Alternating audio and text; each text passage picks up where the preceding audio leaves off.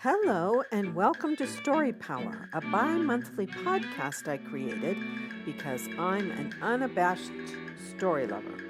Stories have had a huge impact on my life, starting with the family movie night discussions my parents instituted when I was a child. I want to share that love with you. As cognitive scientist Roger C. Shanks says, humans are not ideally set up to understand logic. They are ideally set up to understand stories. I'm making it my mission to not only spread the love of stories, but all the valuable things they teach us about human nature and relationships. We humans are emotional creatures, and stories help us examine our emotions from a comfortable distance. They also help us walk in the shoes of the characters to help us see the world in new ways. It's my hope you gain some valuable insights from my guests.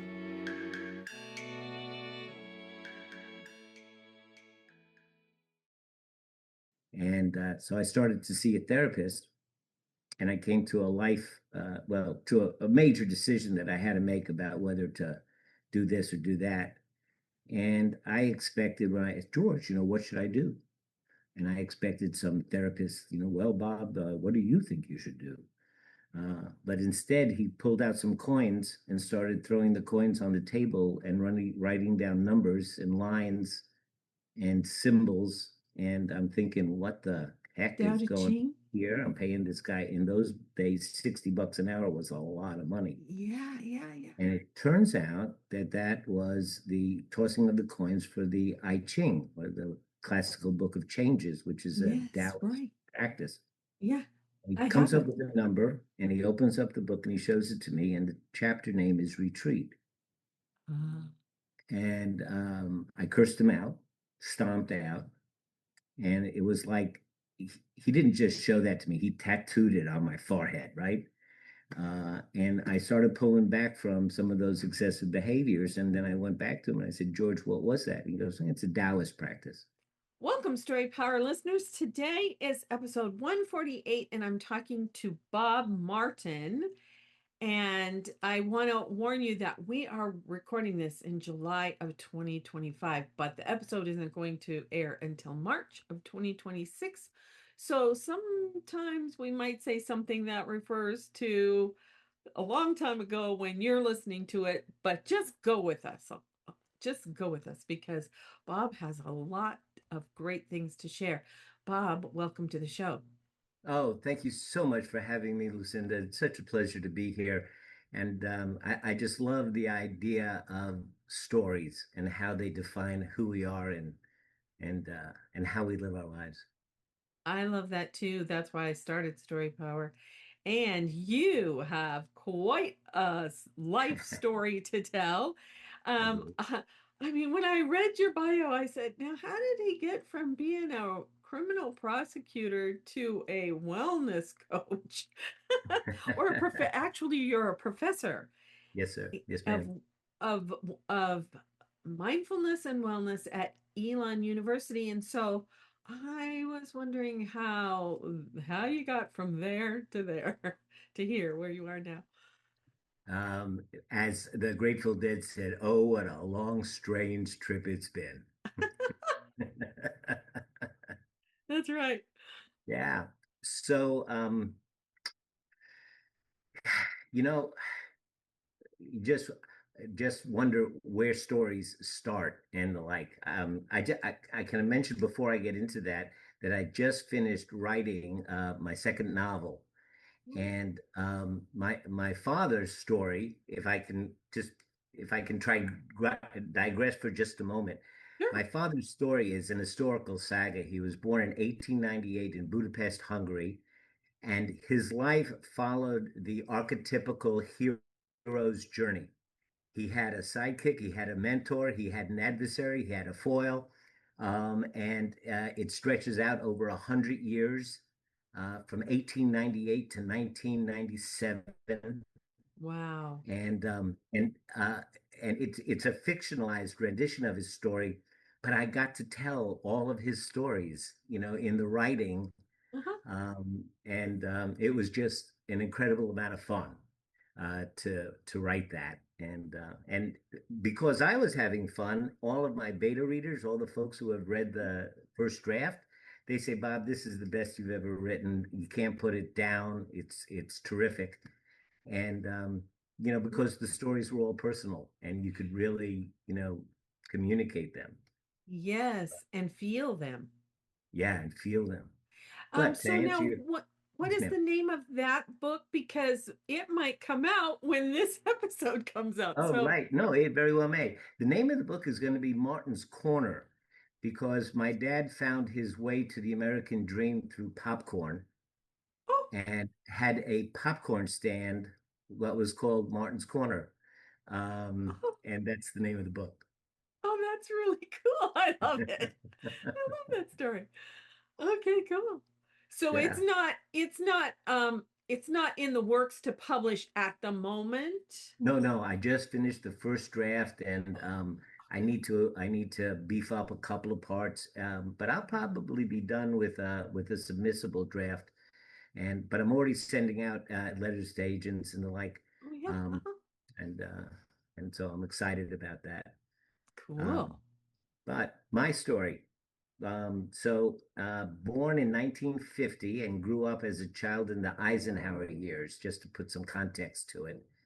And that was a time where a good white male thought that everything was going their way and life was good and we were in prosperity times. And the one thing that my dad always said about Eisenhower was we had 8 years of no drama.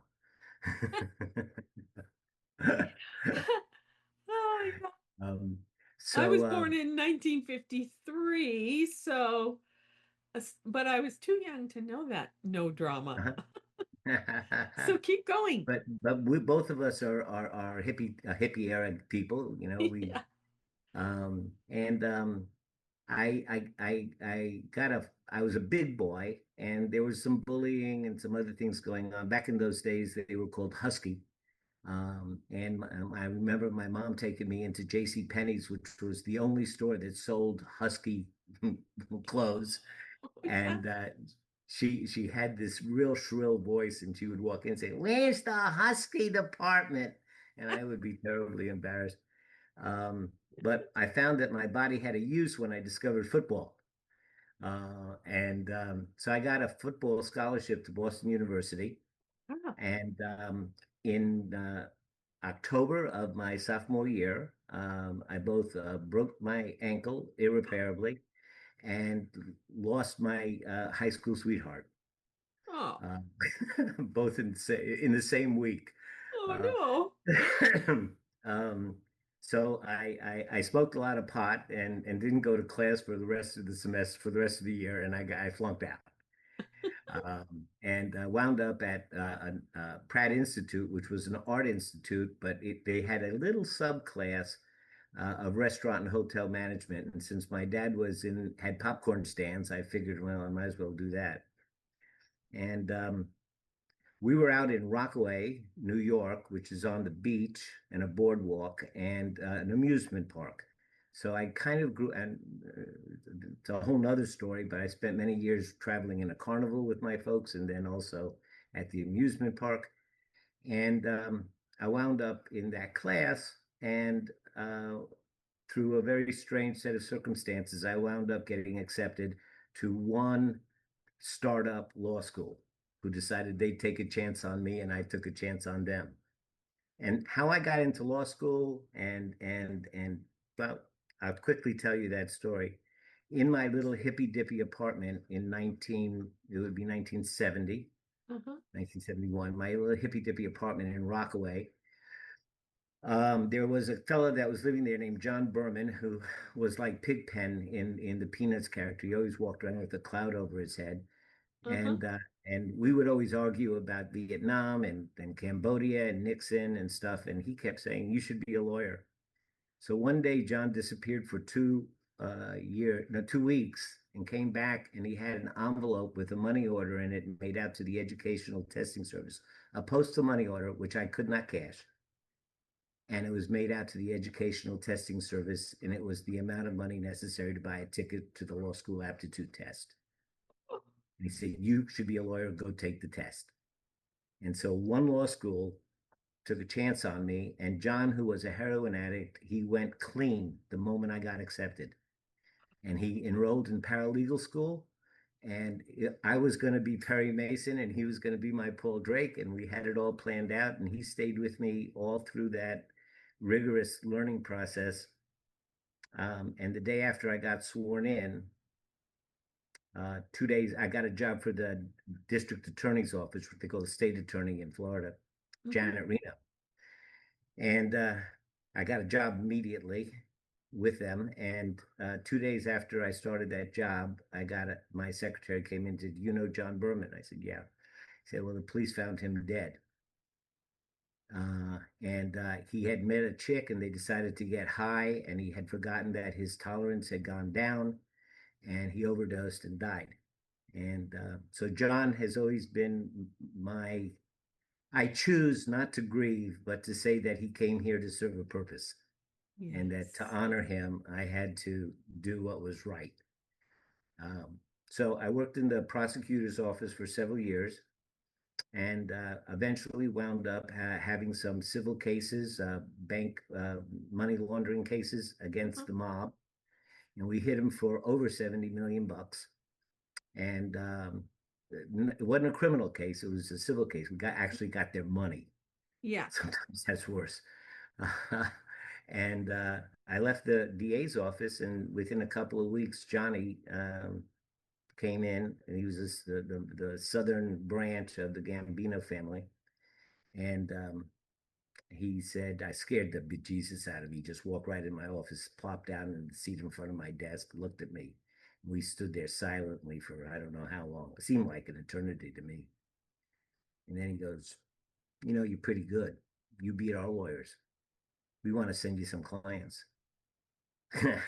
So I wound up being a mob lawyer, not like consigliere, not like that, but just got these referrals, and I was just making oodles of money, and I was hanging out with them, and it was the Cocaine Cowboy days, so there was a lot of cocaine around and a lot of alcohol around and a lot of work and a lot of money. So I'm going down this hole that was not helpful. I was getting home at 12, 1 o'clock in the morning, getting up at 4 o'clock, taking a hit of cocaine to get going, and then working all day and ignoring my family. And I was a miserable person. And so I started to see a therapist, and I came to a major decision that I had to make about whether to do this or do that. And I expected when I asked George, what should I do? And I expected some therapist, well, Bob, what do you think you should do? But instead, he pulled out some coins and started throwing the coins on the table and writing down numbers and lines and symbols. And I'm thinking, what the heck is going on here? I'm paying this guy. In those days, $60 an hour was a lot of money. Yeah. And it turns out that was the tossing of the coins for the I Ching, or the classical book of changes, which is a Taoist practice. Yeah. He comes up with a number, and he opens up the book and he shows it to me, and the chapter name is Retreat. And I cursed him out, stomped out, and it was like he didn't just show that to me, he tattooed it on my forehead, right? And I started pulling back from some of those excessive behaviors. And then I went back to him and I said, "George, what was that?" He goes, "It's a Taoist practice." And I said, "What's Taoism?" So turns out my therapist was the devotee and the English language editor for a 72nd generation Taoist Grand Master from the Shaolin Temple. 72 generations of handing wisdom down from father to son. Wow. Master Watching Me. So Watching Me came to Miami the next week, and I met him. And I think the best way I could describe what it felt like, it was like, how when we look at each other, I'm kind of like focused on your eyes. When you looked at Master Nee, it was like he was focused on a place like 3 inches behind your eyes. Mhm. It's just what it felt like. Mhm. Uh, and I just said, I want to know what this guy knows. And so I studied under Master Nee for 8 years, and that was transformational. And that's how I became a wellness coach. Wow, that is a great story. I love it because I have the I Ching. I use it sometimes, and Uh-huh. I have the the Tao of Pooh, the Day of Piglet, and I have a copy of the Tao Te Ching book. Yeah, so that I read, and it's so interesting that you should bring that up because just a couple of days ago, I was flipping through YouTube and this thing came up and it was a Taoist video about let things fall apart. Hmm. And sometimes you have to just let things fall apart So, before you can build something new. yeah. Yeah. One day we asked Master Nee why they call him Master. And he said, he always giggled. He always giggled. He says, because I have mastered life, he said. And he walked away. And no, no, no, we're not going to let you off that easy. What does it mean to master life? And then he turned around very seriously and he said, when you have learned to interfere with the natural process of things the least and expend the minimal amount of energy necessary to have the appropriate result, and knowing what the appropriate result is, you have begun to master life. Yeah. Yeah. And Taoism is all about becoming sensitive to the energy of the time and acting appropriately. Like if you have a great idea and people don't seem to want to listen, then don't force it down their throats. Wait, Right. Hmm. wait until they turn to you and say, "Now, what was that you wanted to tell me?" Then they're open, and Right. you're using much less energy and having a much more effective result. And so I studied under Master Nee for some time, and there's another little story that fits in right here. So after that transformation, I had to move to North Carolina. I had an arrangement with Johnny that I wouldn't do anything illegal or unethical. And that was in his best interest because better to have a lawyer that's respected and trusted by the courts. But his son got arrested in 1988. And then it was like, no, Bob, you will do this and you will do that. And I said, no, I won't. And he says, well, then, I urge you to rethink that. Hmm. So I came to him about a week later. He said, Johnny, I'm moving to North Carolina. And he goes, I understand. Sometimes a man has to move on. Because I didn't have a choice. But when I Right. got to North Carolina, I had this, here I am, completely transformed, a whole different set of values. And I get to a place where nobody knows me and I have no history and I have a blank canvas to repaint my life. Hmm. But the wife that I married was not the same woman that I wanted to be with, nor Hmm. did she want to be with me. I had different values and needs. So we divorced and then I remarried. Now, here's the kicker. I remarried a Southern Baptist Bible literalist. Oh, wow. How interesting. But she is a saint, absolutely a saint. And so our values were completely aligned. Hmm. And we complemented each other because she's very task oriented, detail oriented, and type A. I'm very visionary and process oriented. And so she depends on me for direction. I depend on her to get things done. So that workability, was something that, and again, if she sees somebody that's in need, she'll move in and do what's necessary without even a hesitation or uh, uh, uh, uh, or does she want a pat on the back? It's just Hmm. it was the thing to do. Yeah. So we're deeply, deeply in love, and now we've been married coming up to our 25th year. Oh, Um, cool. it's just wonderful. But our cosmologies were very different. So you mentioned you had the Tao Te Ching. Hmm. So I listened to her talking about, how she was talking with someone else about, how she sees Jesus. And I said, that's virtually identical to the teachings of Lao Tzu. Mhm. So I started doing some study, and then I took one of the chapters of the Tao Te Ching, Mhm. and I said, let me see if I can translate, not translate, if I can reimagine this in Christian terms, which is pretty hard because Taoism is non-God, is a Right. non-deistic Mm. philosophy. And of Right. course, Christianity is very God-oriented. Yeah. But it wasn't as hard as I thought. The hard part was keeping the cadence and the pithiness. Um, and so I did a couple of chapters and I showed it to him and he goes, well, yeah. She goes, like, no, duh. And I go, well, so this is my stuff. And she had thought my stuff was totally weird and I couldn't accept her science. And she goes, well, yeah, no, done. I said, well, that's my stuff. And she goes, that's your stuff. Let me see where you got this from. And I showed it to her and says, that doesn't look like that. I said, yeah, because the culture's different. Right. So she goes, can you do another one? Can you do another one? Can you do another one? So finally I did the whole 81 chapters.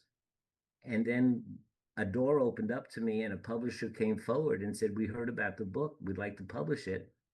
And so they published it.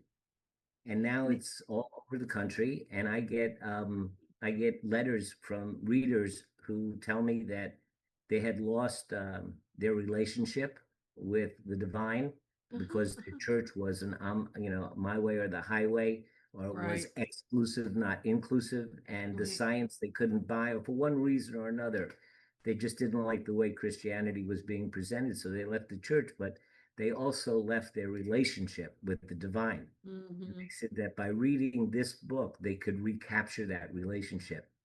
So it's Yeah. very heartwarming for me. Now, is that the book that's called I Am the Way? Yes, Is I that am the book? way. Yeah, And okay. the reason I called it I am the way because Tao actually means the way. Right. That's what it literally Right. translates to, the way. Mhm. The Tao Te Mhm. Ching means the classical book of the way of virtue. Right. And so when we say that Jesus said, I am the way, the truth, Mhm. and the light, I said maybe he was saying, I am the Tao. Yeah, right. So it's a little play on words. Oh yeah, that's so great. I love it. I love it. Now, your other book, Children of Abraham, Hmm.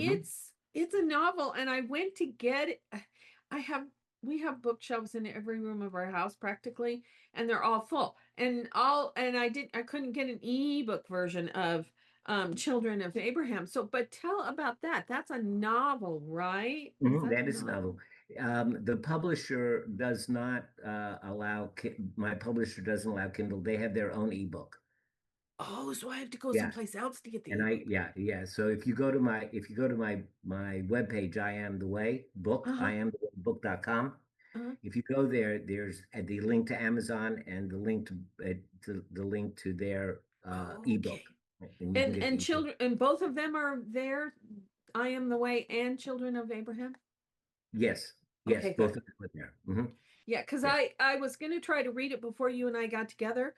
I'm reading a bunch of books by all the people that I got from Podmatch, and so it's like I'm trying to shuffle and make sure I get them all read, but I didn't get yours read, unfortunately, because I didn't think I could get an ebook of it. Oh, good. Hmm. So that's good to know. I can go get it later, and then Hmm. maybe we can talk about it again. Talk about Okay, your I'd love all to. three of your books. Yeah, yeah. So you want to know about Children of Abraham? Yes, please. So we're talking the first edition came out in '08. Now it's been rewritten and updated, and it was just republished. Uh, that first edition, I wrote it. I didn't know anything about publishing or the publishing industry, and that could be a whole podcast talking Right. about getting something published. Yeah. But I got eaten up by all the sharks and the consultants who wanted to show me, Right. and so finally, I just decided to publish it myself and print my own books and sell them out of the garage. But once my publisher published I Am the Way, she said, let me look at your other book. And she looked at it, I want to publish this. So Yeah. now that's also been traditionally published. Oh. But the story is after 9/11, I was looking. Now remember, by at this time my first, I didn't grow up in a religious family because my dad's family was all wiped out by the Bolsheviks, and my mom's was Roma Gypsy, and everybody we had no ancestors, and they just didn't feel that there was a God that was worth worshiping. So they weren't against it, but we just didn't have that conversation. So Right. my first introduction to any kind of virtual system was Taoism. And then in North Carolina, there's not a lot of Taoists. Right. So I went to Buddhism, and then I met my wife. So I started looking at Christianity. But where I was in 2001 was pretty unfamiliar with the whole God Jesus paradigm. I mean, I understood it because I'd read the Bible and I understood it philosophically, but emotionally. Hmm. It was just a philosophy. And I looked at the Shia and the Sunni and us killing them and the Muslims and the Christians and the Hindus and the Muslims, and I'm thinking, God, everybody's running around killing people in God's name, Right. you know. Now, again, for me, God, I don't know if God thinks has, for me, I don't know if he thinks in English or even in language. I have no idea. It's all above my pay grade. But assuming that he's up there, if there isn't up there, and he's looking down and he thinks in English, he would say, not exactly what I intended for you guys. And so the book is based on the idea that there are seven folks who each of them has a fault consistent with the seven deadly sins, sloth, greed, and the like.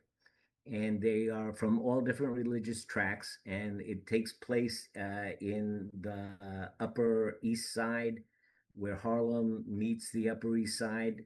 So Hmm. there's on one side of the street, there are housing projects. On another side of the street, there are $1 billion condominiums. So everybody can meet, in that neighborhood. So a lot of Right. stuff goes on there. There's also Turkey and some other places. But all of a sudden, messages start coming scrolling across the bottom of your TV screen. Yeah. Like, you're all my children, God. You live in a paradise, don't destroy it, God. Um, you know what to do, God. Your actions have consequences, God. And everybody, all these God messages start showing up, and everybody thinks it's a hoax. And eventually, nobody can identify where they come from. If you speak Spanish and I speak Italian, we see it in our native languages. And so the question of the book is, if God wasn't a theory, if he wasn't a faith or a belief, but he was a reality, would people listen to him anyway? That's the Yeah. question. Yeah. Oh, so and the other question is, what kind of character faults are redeemable, and Hmm. not, they're all redeemable. Which ones are more easily redeemable? Yeah. Oh, I see.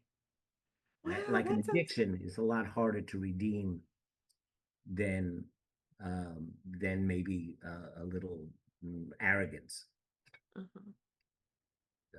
those kinds of things. Wow. Oh, that sounds so interesting. It looked really interesting, but I couldn't get it here. If I Mm. ordered the physical book, I couldn't get it here before in time to read it. So, um, because I live in southern Arizona. So, uh, yeah. Oh, wow, that sounds really interesting. So Thank you. now, so two things. I didn't mention that you have a podcast, but first I want you to talk about your mindfulness wellness classes that you teach at Elon University. And then I want you to tell about your podcast too. Sure, sure. so so when I was attending the Buddhist ceremonies here in North Carolina for several years, um, Taoism isn't particularly meditative. There are physical meditations like Tai Chi and Qigong and the like, and Hmm. it's more contemplative. You read and think about and discuss, Hmm. and the like. It's not so much a sitting meditation practice. Buddhism is. And so I started meditating. And after a couple of years, one of the folks came to me and said, we think you would make a good teacher. Would you be willing to take the training? And I said, what's it like? They go, well, it's just 2 years sitting 30 minutes a day. You'll have weekly meetings. You'll have to listen to lots of videos. We'll have at least 4 silent retreats a year for 2 years. And I'm going, are you kidding me? They go, no, but we think so. I don't know. It's just one of those things. I did it. And so I became a meditation teacher. And and you know, people hear you talk about meditation, they go, oh, that's what I really need. That I need that. My life is so crazy, it's so chaotic, and but I could never do it because the moment I try to sit down, my mind goes crazy. And of course, they don't know that your mind going crazy is part of meditation. It is what you are supposed to notice and see and watch, Yeah. and Right. and be with. Um, and and um, uh, but if you say to somebody, well, I'm going to have this meetup and drop in when you want, and we'll sit for 20 minutes and walk for 20 minutes and sit for 20 minutes, and teaching it in the traditional style just doesn't map on for Westerners. Mm-hmm. So the folks at Duke University, quite independent and completely of me, they were meditators, and they see how chaotic and stressed out Duke kids are. And so 4 of their departments, psychology, their clinical, their counseling, well-being, all those folks got together and started researching to figure out what works and what wouldn't work, and how can they put together something that will help their students. That was the focus. Mm-hmm. They came up with a digital infrastructure that is absolutely amazing and allows me to teach the meditation that would have taken me a year or more to teach in 5 weeks, effectively and efficiently. And I didn't know about it. I practiced law for many, many more years. I was trying to get people to teach them meditation, not having much success with it. Retired from the law. And then Elon came and said, would you teach law at our university? So I said, sure. And when I got there, I found that there was a spiritual center, went over there, and they said, oh, you teach meditation, you must do Kuru. And I said, no, what's Kuru? And they go, oh, it's at Duke University. So I called up Duke and I said, what's going on? It was like a 3-week training.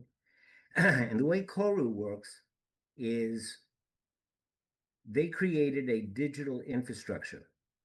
And the way it works, it's so fantastic. They created this whole digital infrastructure. So you and the class, or you individually meet with me for an hour and a half a week for 5 weeks. 1 week is orientation, and 4 weeks of I will teach you 2 or 3 different meditation techniques. Most people think there's only one, sitting on a cushion, but there's body scan, belly breathing, walking meditation, eating meditation. There's all these different I'll teach you 2 or 3. You go home, you open up the app, you choose which one you want to practice that day. There is a guided meditation on the app. There's also a gratitude journal on the app. And you practice for 10 minutes a day. And as soon as you finish, a little space for log pops up. And you can dictate, like, well, what was that like for you? And you put that in there. Here's where the magic happens. That log goes to my dashboard. And the next morning, I get up at 4 o'clock every morning, and I'll have 15 logs, and I'll look at each one and I'll answer them individually with coaching. And so I might get a log that says, oh, this was a terrible meditation. I didn't meditate at all because there was a dog barking and I really got pissed off. And before I knew it, the gong rang and I didn't meditate, and it was terrible. So I'll get that log in the morning and I'll go, no, that wasn't terrible. You just noticed something that's amazing. You just noticed that when your attention is focused on something, your sensation of time changes, because you said, before I knew it. So now you have learned and noticed and have embodied the idea that your perception of time changes based on whether you're attending to something or not. That's a great insight. That's wonderful. Keep it up. Keep up the good work. And they'll get that back. And over a few weeks, you're able to replace the misconceptions with helpful little ways of reworking your thinking. If somebody says, "Well, I have to do this, I have to do that," I can write back, say, "Well, instead of saying I have to do it, maybe change the language. Maybe say I get to do it." Yeah. You know? So if they're getting little pearls like that every single day, you can imagine the progress that they'll make in 5 weeks. Yes, really. And it works, it's for me, it's if they didn't pay me to teach it, or my online students didn't pay me to teach it, I would pay them to learn. Yeah, because you love it so much. Mhm. That's the way I used to think and feel about teaching theater and doing theater. I just loved it so much. And then, like you're talking about life shifts and you focus on something else. So, wow. How often do you teach those? Well, on campus, I get 17 students um, each semester. I get about 17.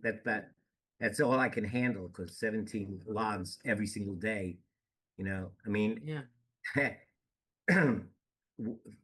just imagine that, I charge 200 online for private folks. I charge $250 in a group and $495 for one-on-ones. But if you break that down to an hourly, just think about it. It's about Yeah. 8 hours of in-person work. And then every day, it's 20 to 30 minutes every single day for 5 weeks. So that comes down to close to minimum wage. Right. Yeah. Yeah, I get that because I used to teach when I taught at the college at Cochise College. Yeah, I'd only have in acting. The most I could take was 18, and that was a lot Lot. It's a because lot. they have to break up and they have to do scenes and oh yeah. So I understand that whole you can't Yeah. take more than 17 because Hmm. yeah, if you're going to give individual uh attention Hmm. like you do, you can't have that many. Yeah. Which when I was teaching high school, sometimes I'd have 25 or close to 30 sometimes. And that's just too many. That's too many. But I was teaching drama at one school and English at another, and it's just too many. Yeah. Couldn't It, really. it because you really, it is so individual, you Yeah. know. I mean, one of your students may get it like in a minute, and all you need to do is these tiny little tweaks. Hmm. And the next student over here, fundamentally needs, a lot more direction. You Yes. know, like over here, I might have one student, and she is thinking about, once you learn the basic skill of watching your thoughts, um, which are crazy, and they're nuts, and we know that. But once you acquire that basic skill of watching your thoughts, the next step we start doing is labeling your thoughts, Right. which is kind of like organizing your desk. Right. It just feels better when you have, when a thought that used to be bothersome, once you can label it when it comes up. And it still comes up with me. I still get all my bothersome, crazy, judgmental thoughts, but they're all labeled, and I can say, "Oh, hey there, hi." I can address it, say hi to it, and put it back in its file cabinet. Right. Uh, Yeah. and so one of them might be, thinking about a nuance between this label and that label, and which one, and the other one is thinking about, I can't stop thinking. Um, and you know, because we could have a whole podcast again on misconceptions around meditation, Oh, and what yeah. it's on Yeah. and what it does. Is that what you talk about on your podcast? Which is, what is the name of it again? I wrote it down someplace. A wise and happy life. Oh, that's right. Uh, I didn't underline it. Oh, wise and happy life. Yeah. Do you talk about that kind of thing on your podcast? Well, I look for guests that have those insights, but you have a podcast, so you know that when I'm a guest on your podcast, I get to talk about it. Right. because but when I have guests on my podcast, I they'll talk about what they now. If the person is versed in meditation, we may get into that. Oh. But I also bring on people. I just had a lady on who came up with this way of thinking about fitness of body work, mind work, world work, Oh. and how to and so we got into a conversation about the work ethic of happiness. Yeah. Most there is a work ethic of happiness. You have to stick with it. And we got into talking about how so many people kind of quit before the miracle happens. You know, Mm-hmm. and it's the key to the miracle happening is staying with it just that 1 inch longer than you thought you could. That's when Yes. it happens. Yes. you know and so we talk about things like that. I have a current working hypothesis. That's what I call my beliefs, my current working hypothesis. I love that. So my current working hypothesis that I'm just playing with is that all the great wisdom teachers, from the Buddha to Jesus to Mahatma Gandhi to, to Desmond Tutu, um, perhaps their motive, their ambition was not to make you a better person and to create a better world, but just that you be happy. Mm-hmm. Just be happy. Mm-hmm. Because it just happens coincidentally that the path to happiness is a path that goes through kindness and generosity and compassion and all of those wonderful things. Because if you look at people that want more or don't want more or dislike or judge, or are ignorant about how the things work, they're just not happy people. Right. And if you look at people that are generous, have generosity of spirit, you look at people that can sit with the grieving family at a funeral and just say, "Hey, I'm here. I don't know what to say, but I'm here. But Mm-hmm. I'm here for you." And they can tolerate the discomfort of that. Those are the happy people. Yes, right. Yes, exactly. Now, I've been studying A Course in Miracles for a really long time, Mm. and pretty much for several years anyway. And I also read the Tao Te Ching occasionally too. And they all sort of are coincide with each other and have basically the same ideas, and that is we're not here to judge each other or to fear, but we're here to experience joy. And uh and what it's pretty much what you're saying.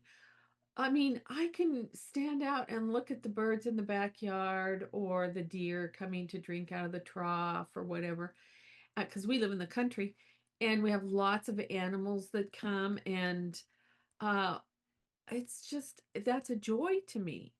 Or we're in monsoon season where yeah, last night it was a gentle rain, but we could hear thunder in the distance, and that was wonderful, So any people that I talk to, I can find joy in talking to people on my podcast, which I'm sure you do too. So yeah, that's I agree with you that happy people they're grateful, they're generous, they're compassionate, they have empathy for others. And one of the things that I have found to be joyful is when something happens, I don't have to panic about it right now. I can just go, okay, I wonder what this is going to teach me. You know? Wonder what I'm going to learn from this. This is pretty interesting. But of course, like you, I've been working on that for a long, long time. And I think people get glimpses of it a little bit at a time. It's like cumulative. It's a cumulative thing. You just have to keep practicing. Oh, I lost you. There's a great quote from Oliver Wendell Holmes, Oh, and you have to unpack it a little bit. But he uh-huh. says, "I wouldn't give a fig for the simplicity on this side of complexity." but I would give my right arm for the simplicity on the other side of complexity. And I think what he means by that is when you say people get a glimpse of it, yeah, that is the simplicity on this side of complexity. It's I get it, I feel it, but then it's gone, and it's easy to acquire, but it's also easy to lose. Mm-hmm. But when you work on it, when you put in the time for yourself, when you take the time to look within and look without, and do that with some intention, that's the complexity. And the joy that you have on the other side of complexity is a much more stable, authentic, and real happiness that abides in your life, and Yeah. you yourself become happy. Yes. Right. Yeah. And it's not that things don't happen, challenges happen, but I remember when I was going to college, I didn't start till I was 24. So I was a little bit older than most of the students. And it was a church college that I had uh the church that I had grown up with, which I no longer attend and I'm no longer a member of. But it was a great college and the instructors were fantastic. But I was a religious studies major in the mid to late 70s, and women didn't do that. I mean, that was the attitude of a lot of the white guys, that I should not be studying that. And so I was getting harassed at almost every meal in the Commons. And they were trying to convince me that I needed to change my major. And I remember one of my instructors, his name was Howard Booth. I worked for him. That was my student job, was to type up his notes and stuff. And he said, he knew what was going on because I had told him. He said, go buy a notebook and just start writing. And so I did. And of course, for months, it was complain, complain, complain, complain, because there were other things, other challenges that I was facing at the same time. And then one day I wrote, what am I supposed to be learning from this? And I got a whole bunch of answers. But the main answer was, you're supposed to be learning to love yourself. And I went, oh, it's like something flipped in my head. And then it took practice when I was being challenged to go, okay, now what am I supposed to be learning from this? But that was such a great moment in my life. So everybody probably has a moment where they have some little light bulb that goes on that then they can go back to and reinforce. Is that what you're saying? Is that the kind of thing you're saying? Absolutely. When I teach in a Christian surrounding, or when I think that it's safe, because mostly, especially on college campus, you need to stay secular. Right. But if it's safe talk about this, I look at Jesus's two great commandments. It says, "Love you." I'm sorry about the construction noises that are going on, but there's It's okay. construction. It's Okay. all good. Um, so he says, love your God, the first commandment, love your God with all of your heart, your soul, and your mind. And I said, if your mind is full of judgment, greed, and hate, how can you give all of your mind? How can you follow that commandment? You don't have all of your mind to love God with. Right. And then the second commandment, which that goes right to what you're saying, is love your neighbor as yourself. And if you don't love yourself, how can you love your neighbor as yourself? If you are very self judgmental, if you are self critical, Mhm. and you follow the commandment to love your neighbor as yourself, you will wind up loving your neighbor in a critical and judgmental way. Mhm. It is vitally important to love yourself, not in that kind of Western objective idea of being greedy or self centered or arrogant. We're not talking about that. We're talking about loving yourself as God loves you. Right. Mhm.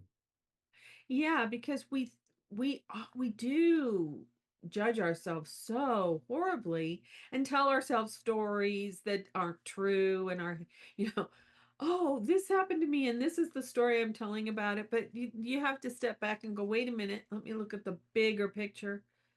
But if we can accept ourselves just the way we are, and I came to the place where I was telling my students, because, oh man, I made a mistake. Well, mistakes really aren't mistakes. They're just lessons. They're just, everything's just a lesson for you. And that would help them go, oh, okay. Doesn't matter that I messed up my lines or whatever, because it's just learning. You're just learning. Now, one of the things that people don't understand about meditation is that it is set up to intentionally fail over and over and over and over again. And it is not the ability to maintain focus or the ability to concentrate that we are trying to increase.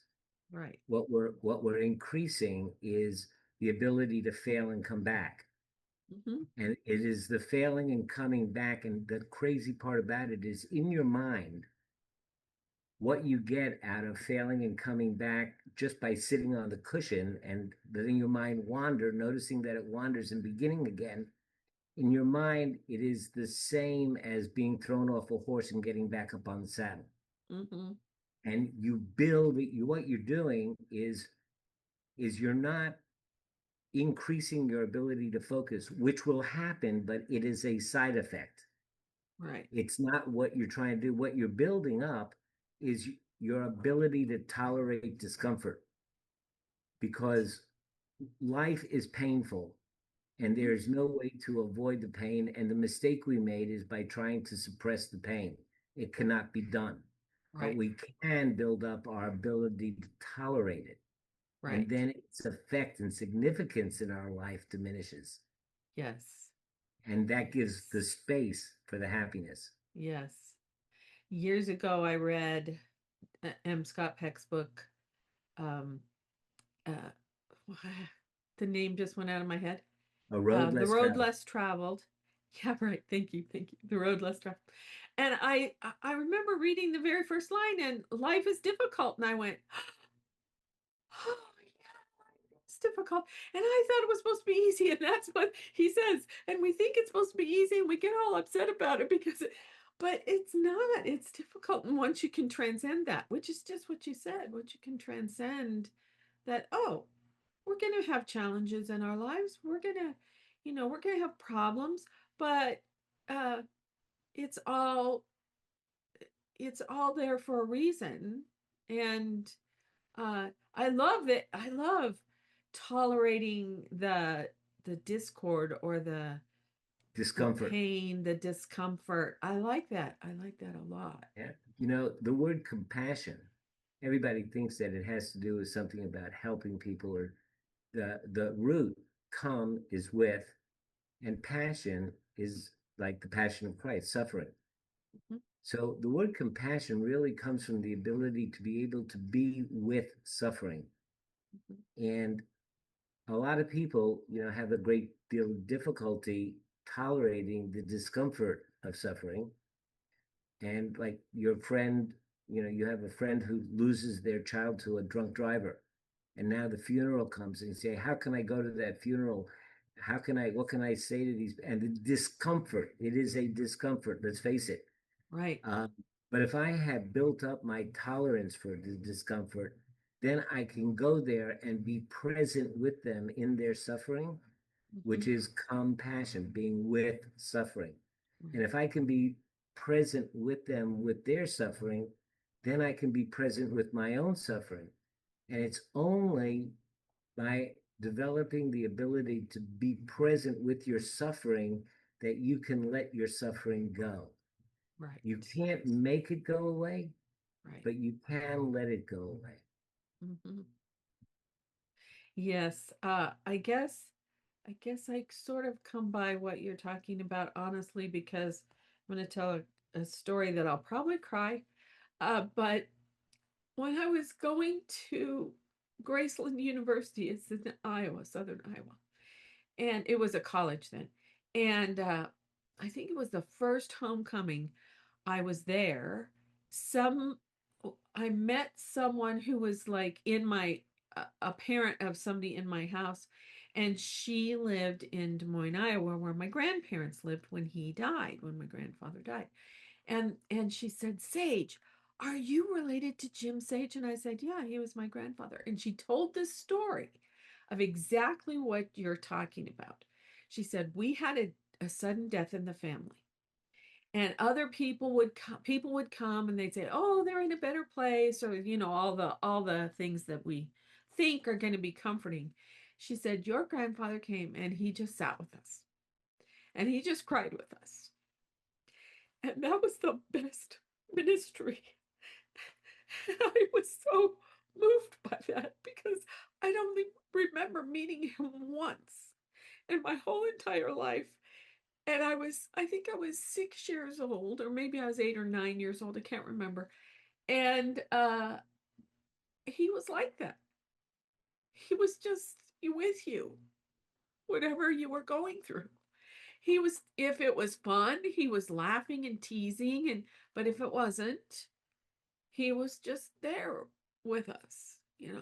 And so that is probably one of the most powerful things that people can do, is just be there. Oh yeah, yes. And you can't be there if you're, ruminating about the past or catastrophizing about the future. Right. I had a young lady in my class. Of course, it's an elective, Uh-huh. so she chose to be in it, and it involves 10 minutes of practice a day that I ask. That's all. The only homework, you don't have to write essays or anything else. The only homework is practice 10 minutes a day and write a brief log. And she wasn't doing it. And I know, I asked her to stay after class and mentioned to her that I noticed that she wasn't practicing, and that if you go to the gym, you can't just be shown how the machines work. You got to get up on them Right. and work them. Right. Um, and she says, yeah. And so she said, well, I always seem to, not do what I need to do to get what I want and blah, blah. And we stayed with that and stayed with that. And I did some somatic things with her, asking her to feel her body and be present in her body and body of thought.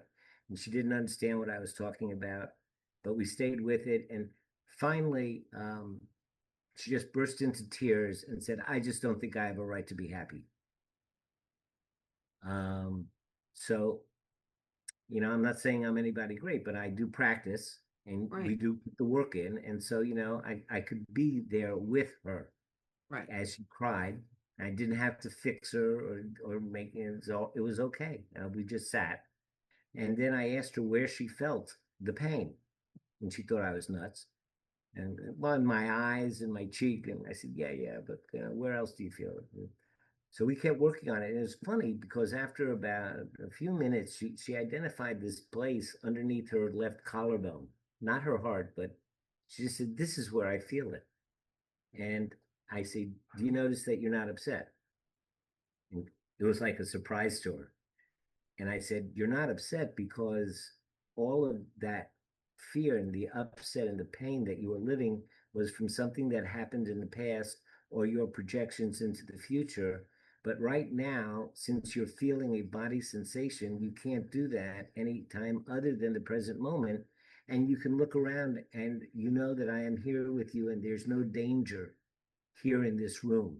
There's nothing to cry about in this room. Right. And all of a sudden, she just got it. She just got what being present means. Yeah. And Right. she didn't miss a log from that point on to the end of the class. Oh, wow. That's so cool. Yeah, it is. Yeah, that's so cool. Because sometimes you just need to help people see things in a new way. Mm-hmm. And you just asking her questions helped her do that. Wow, I love that. I love Mm-hmm. that. Yeah, I love it. Yeah, that's really great. And I keep crying. So now I have your website and your social medias in the show notes, but how if they want to take your class, is it online at Elon University? How No, do no, they? no, no. The class would be through my website. Oh, okay. The online class. Yeah, the Yeah, online class. And if you go to my website, you can learn a lot more about me, right. and you can learn more about the class and the like. But also, there is a downloadable book about meditation. Is it for me? There's also a book, 25 relaxation techniques. But more importantly, there's a tab on the website called Free Resources. And in that, I have over 300 instructional papers, Oh, okay, cool. all downloadable, all free, no Okay, cool. obligation at all. Things like, an instruction on how to do a body scan, instruction on how to do breath awareness, but also instruction about, am I enjoying my career? You Mm-hmm. know, what can I do to, how can I become more loving? Right. Um, all kinds of practices around that. And they're all grouped into groups, and you can Uh-huh. just have a field day. Yeah, right. Oh, cool. That's so great. So, where is Elon University? Elon University is in North Carolina, in between Greensboro and Uh-huh. Durham. It's just north of Yeah. Chapel Hill. Okay. Uh, it's kind of in the center of the state, up at the north. We're not too far from Virginia. Okay. Okay. Yeah. All right. So they have to, if they want to go take your classes or take any classes Oh, there, it's they have to go online. there. No, it's online. It's online. Oh, No, no. okay. To take my classes on campus, you have to be an Elon student. Right. Okay, to take my class off my website, my classes, that's virtual. We do that by Zoom. I have another class starting up the second week of August. But if you want to get to know me more, I have a monthly meetup Oh, where you can drop in for free and ask whatever questions you want. The last one we had was on happiness. It's the second Tuesday of the month at 7 p.m. Eastern. You just go to my website and sign up, and you'll get a Zoom invite. And you just come. And last time it was about happiness, and this time we're going to be talking about the causes of unhappiness, the causes of unhappiness, yeah. and and the like. But I'll also, anybody that comes, they have questions about meditation, and we talk about that. And it's like I That's say, it's just a great. little group meeting, kind of like, just Yeah, drop and in. anybody can do that. They don't have to take a Anybody can do course. that. That is so cool. Yeah. And I hope you have a growing community of people who do It has that. been, yeah. We started out with two folks, and now the last time we had about 12 folks. Wow. Oh, that's great. I Yeah. love it. Come Because on. right, yeah, because right now we need community. We do. We do. And Ah, absolutely. well, yeah, I might check that out. Although, oh, Tuesday's not a good night though.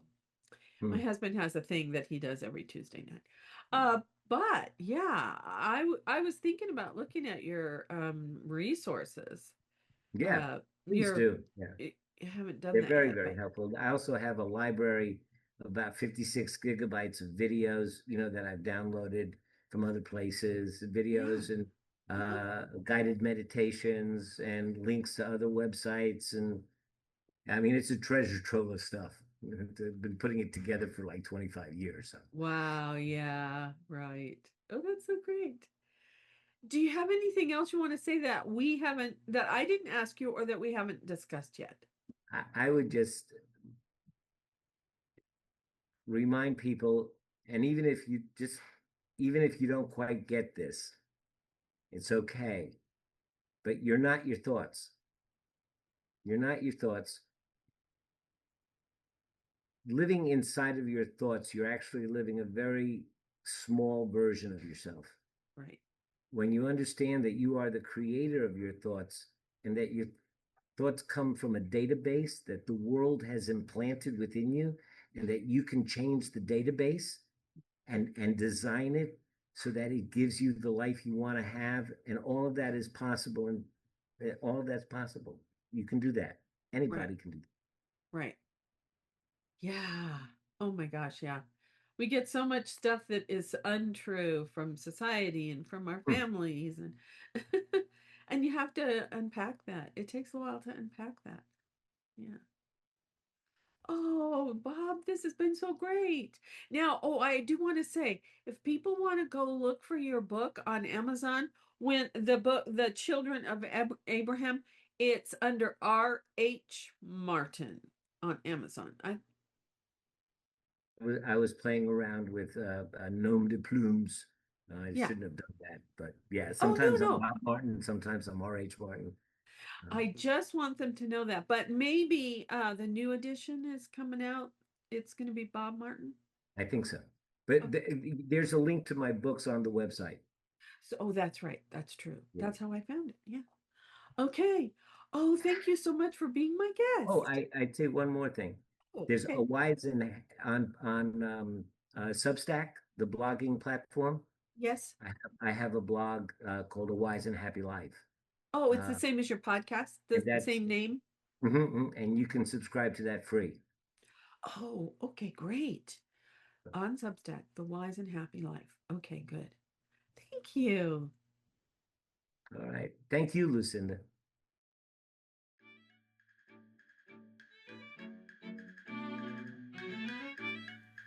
I hope you not only enjoyed this episode, but gained something valuable to take away with you. If you like what you heard, please share it with your friends and give us a rating and/or review. If you're a story lover too, I invite you to join my Patreon community at patreon.com/storypower, all one word.